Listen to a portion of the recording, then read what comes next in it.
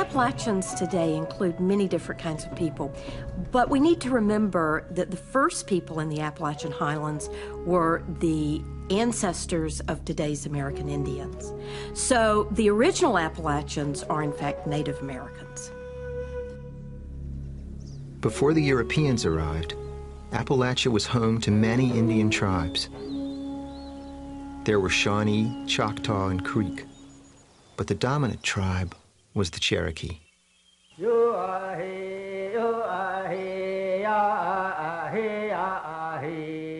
These were very complex cultures. They were grounded in a belief system that tied human beings to a particular place.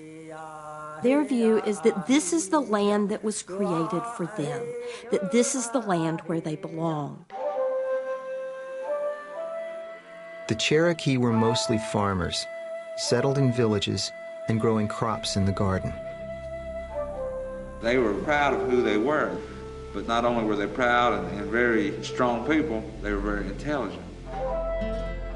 They call us a civilized tribe, which is fine, but they don't ever see us as being very warrior-like.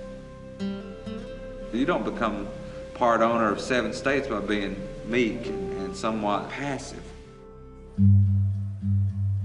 One surprise for the newcomers was the authority that women had in the matrilineal Cherokee society. Women generally had control of the corn crop. That is, women had economic control of the staple of Cherokee life. Men lived in the households of their wives, and a man's heirs were his sister's children, not his own children. If a man from one clan married a woman in another clan, then he joined her clan and their children became members of her clan. Older Cherokee women were quite often a part of the council, so women had a great deal of autonomy, and they lost that as they became acculturated into the European society. Kinship was all important to the native people. If a member of one tribe was killed by a member of another, this was a cause for war. But it was not war in the way that Europeans understood it or in the way that we understand it today.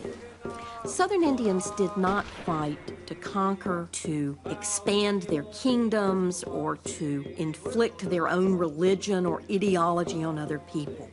They went to war to avenge the death of kin.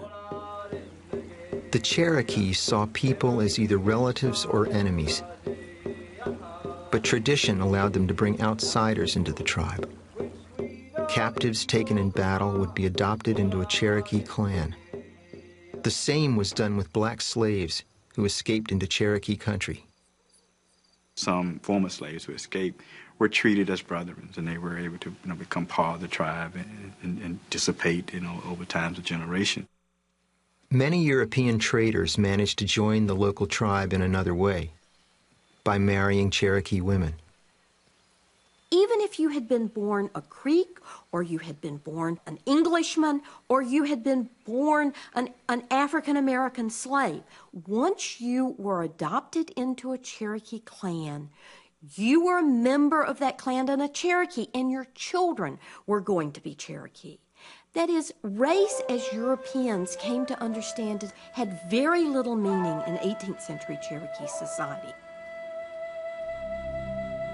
For decades, Indians and traders lived in relative harmony on the Appalachian frontier, buying and selling goods and sharing the bounty of the land.